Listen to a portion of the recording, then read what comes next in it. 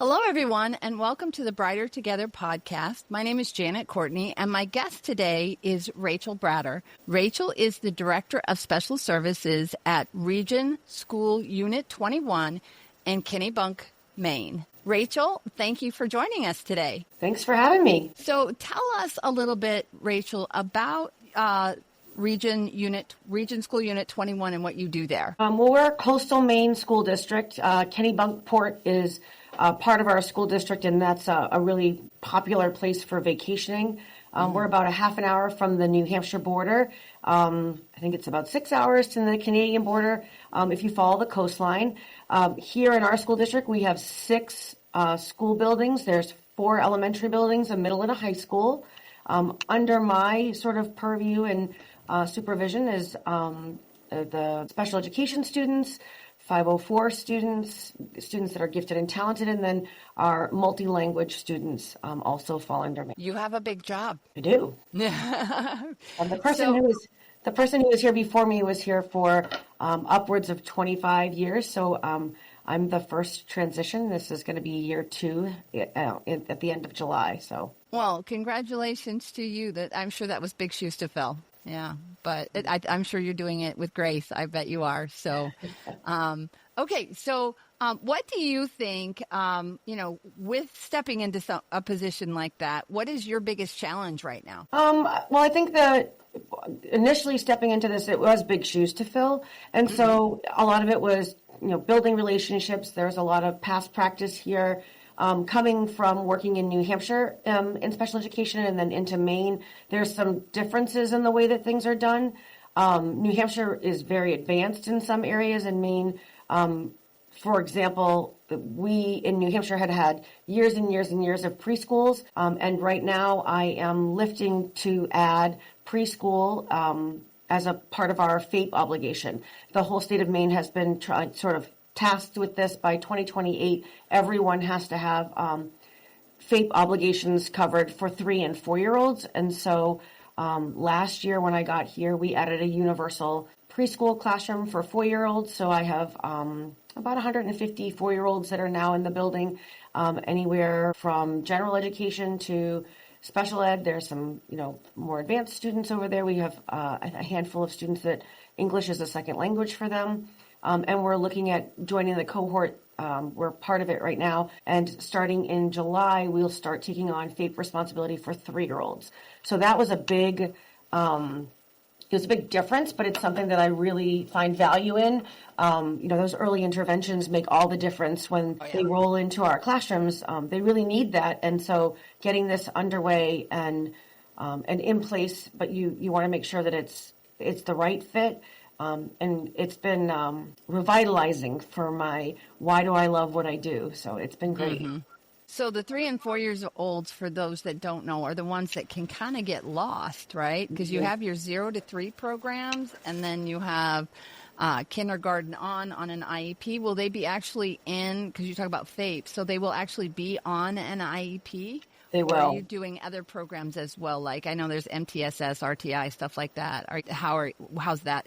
How do you implement that? Yep. So our 0 to 3 children will start the transition of communicating with the school department when they're around 2 years, 3 months, 2 years, 6 months. We'll start having conversations with the family and with the agencies that they're working with currently to talk about what kinds of services and supports they may need, doing evaluations. At that age, it's more of a round table evaluation. You get all of the players there, your occupational therapists, your physical therapists, your speech paths. We have a social worker who's going to also help more so for the parents to help them sort of navigate this. It's not easy to know that your child is struggling, and there's a lot of resources out there, but if you don't know, you may not access something that could be really beneficial for your family. And so, we're talking about those kinds of things, and they will. 3-year-olds will have IEPs.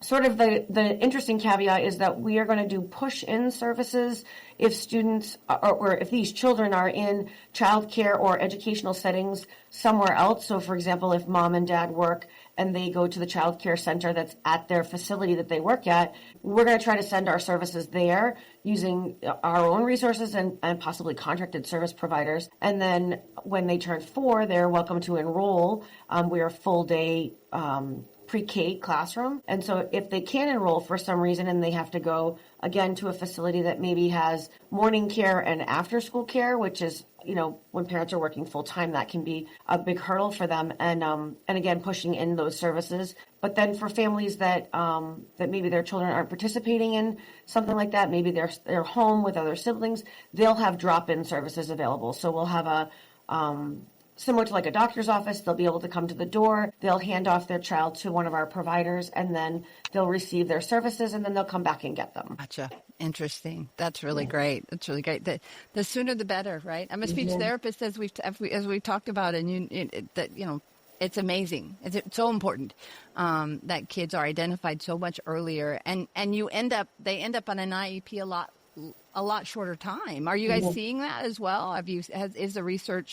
Is there research that's being done to support that? I mean, I know there's been research, but there's a lot of research out there.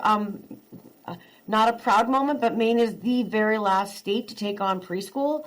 The Office of Civil Rights sort of came in and said, it's time that you guys pick this up. And so we're picking it up. And like I said, it's exciting. I'm excited. I've never seen so many applicants for the positions. It really is. There's real value in it. And for those of us that work in education, and we watch students that come in that have not had early intervention services struggle. They struggle academically, they struggle socially. Thinking about the speech children, if they can't communicate with their peers because they don't have that language piece and they don't have the ability to articulate those sounds, we're hindering their ability to have those, start building those, friendships and those relationships. As well as, it impacts reading and math. There's so much that those early interventions are required for. And so I don't know that we'll see it quite this quickly, but I would imagine in the next couple of years, we'll see a big difference. The 4-year-old program has been open for a while now, and we've seen a difference there that students that are receiving some of those early intervention speech, OT, PT services, by the time the 3-year reevaluation comes around, some of them are discharging and they are no longer needing special education supports and services. So, the goal is that we meet the kids where they're at. We provide them with the appropriate services.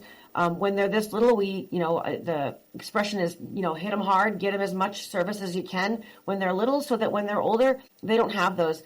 And when they're little, they're not worried about judgment. So they're willing to do all the things that need to be done, right? And so, for sure. If you have a 4th grader who has, a lisp, they're embarrassed to have a speech pathologist come and sit with them in class, where the kindergartners are happily, bring you into their circle and have you play with them. So, My husband used to tease me. I started doing teletherapy in 2011, and he worked from home as well. And he's like, you play all day long. And I was like, I have the best job in the world because I do. I get to play with kids all day long. Give me any topic and I can turn it into a language or an articulation lesson because I'm really good at what I do. Yeah. So, but he's like, you just play. You just get paid to play. And I was like, heck yes, I do. I love it. And as a speech therapist, being able to see that impact and make that change in a child's life and see them to be successful, so it's what we as educators strive to do, is to help kids to be successful. And that's really, that's the joy. That's the joy of the job, right? Yeah. So how about staffing? How are you handling it? Sounds like you have it's not been a difficulty to get it staffed. Have you been successful in that area? Well, we just posted the positions in March. Some of the positions we got a significant number of applicants for. Others, we're still, just like everybody else in the country, looking for folks. I got very lucky. I had a school psychologist who specializes in early childhood. That's her kind of her niche thing. She loves that. She's been doing all of our referrals across our whole district for this past year. She's going to be doing some research, into the data of how many referrals we had this year, how many of them turned into IEPs, how many of them went to MTSS, those kinds of things. So we're starting to collect some of that data. I'm a numbers person. I worked in finance before I came into education. So, numbers drive a lot of things. Children aren't representative of numbers always.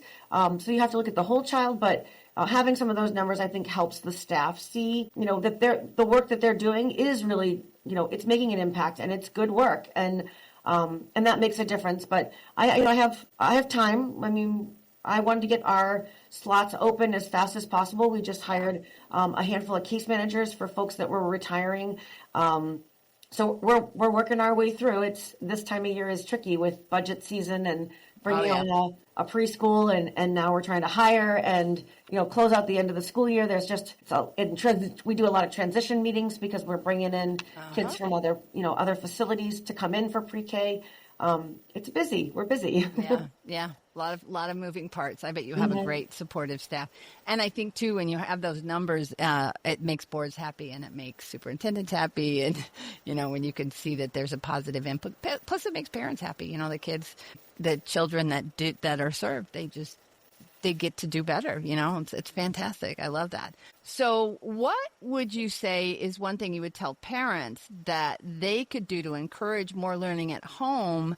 Because, so many of things have become put a tablet in front of them or whatever, and when we're talking about servicing the kids, what kinds of things are you encouraging parents to do to extend beyond what you're doing just in the classroom? I mean, me personally, the contact that I have primarily with parents at this point would be if I put on some sort of a professional development or if they reach out to me. Typically, when a parent reaches out to someone in a director's role, it's not usually because they're happy. True. There are a few. There are a few that will reach out and say, thank you, we really appreciate it. I have gotten some really very heartfelt emails after board meetings where I've gotten up and talked about different things and, and had some, community backlash. And then folks who do support, the work that's happening have, they've written some nice emails. But as far as like my own sort of when I was case managing and, working my way through education, I think my biggest thing is that never underestimate the power of a drive in the car. No matter how old your child is, when you're riding in the car, when they're little, they should be looking out the window. They should be reading the signs. I remember as a kid, my sister and I asking to go to McDonald's, and my dad said, we can't go unless you can spell it. And those kinds of things. And, there's a lot that happens. And as my own children, as they were getting older, we found the power of riding in the car as a great opportunity to have those hard conversations. I now have I have a 19 and a 16-year-old still at home, but I have two stepchildren that are 28 and 23. Give a shout out to them. Absolutely. And even that, it's a power of the ride in the car. So if you need to have a conversation about something or, talk about school, you're riding back and forth. It's an uninterrupted time for the most part that you can really focus on what your child needs. And it goes beyond the textbook. It's, what's around you, what's out there. They're inquisitive, answer their questions. Those are learning opportunities that we can't provide them that they can only get from their parents. And take those opportunities. And I always say, even if you don't have the money, you can travel in your own yard. There's things out there. I remember my very first year, I had a student, we were talking about polar bears, and he had never seen a polar bear. He didn't know what I was talking about. And so we traveled on the computer. We took a tour and looked at polar bears, and he knew what a bear was, but he didn't know what a polar bear was. And it just kind of blew my mind that, something that I always just sort of took for granted, but your children don't know these things unless you introduce them. And we can't introduce everything. So the more you can help us, the more well-rounded your child will be. Right. Yeah. The first teacher that they have is that parent, for sure. Yeah, for sure. Okay. So this is a question I ask most of my guests at the end of the podcast. This is my last question. If you could miraculously solve one challenge in the school, what would you want to solve? Inclusion. Okay. Absolutely. I think one of the things that I was myself, I was identified when I was in 6th grade. And then, this was back in the 90s. I'll age myself a little bit. They were just starting to reintroduce special education back into the buildings. there was a huge stigmatism, and the stigmatism is there because of the inclusion piece. If everybody's always there all the time, then there is nothing different about what's happening, right? And so in this role, this is the first time I've ever worked with gifted and talented, and they also need inclusion, but they need it on the other end of the, it's special ed's on sort of one end, and inclusion is on the other, and then you have the GT. And so if the students are all included, the teachers, the general education teachers and the special education and the GT and multi-language, and everyone's working together, then the kids are getting the best of everything.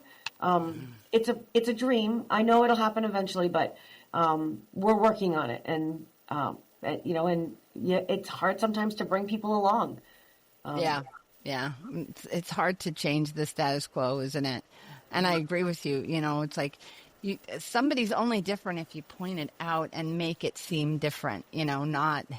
Kids are so welcoming when they're little, and it's what society teaches them that gives them those attitudes sometimes. And if they don't have that, it never becomes an issue. So I think sometimes we as adults make issues out. My mom used to say, "Stop making a mountain out of a molehill," Yeah, we say it's a big problem or a little problem. Yeah, exactly. I think if we could be more open to everybody in the classroom, and every single person has a different nuance to the way that they learn, to the things that they like, the things they don't like. If we were just more open in general to those things, the world would be a much nicer place. But the education setting in and above itself, you see it as the kids get older, that they become more and more reserved on, shouting out answers because they're worried about being wrong. And the reality is that the only way to get the right answer is to have the wrong answer first, and then learn the right answer, and then teach it to somebody else. And so if we have that inclusion, and we start when they're most accepting, which is, I have preschoolers out my window all day long, and they love everybody, and that's and they want to learn everything. Their world is just so exciting, and I think that's why I'm so excited about this preschool is watching kids just see things so differently is it's amazing. Yeah, discover the world. Well, Rachel, thank you so much for your time. It was a great conversation. I'm excited for what you guys are doing. Where should people go if they want to learn more about you or what's going on at Region School Unit 21? So to find out about,